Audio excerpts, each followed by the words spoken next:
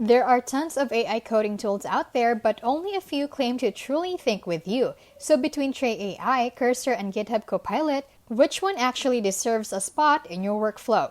Welcome to How to Literally, where we keep things smart, simple, and scam-free.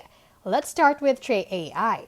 It's the newest of the bunch and focuses on being an AI pair programmer.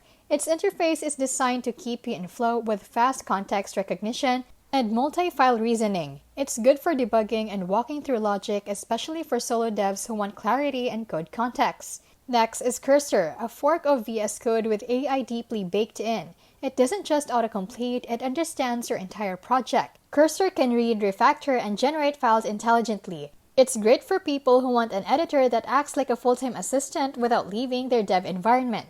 Finally, GitHub Copilot, the OG. Built with OpenAI tech, it integrates tightly into VS Code and JetBrains, offering code suggestions and boilerplate generation. It's fast, familiar, and perfect for those who want clean autocompletions and don't need deep reasoning across multiple files.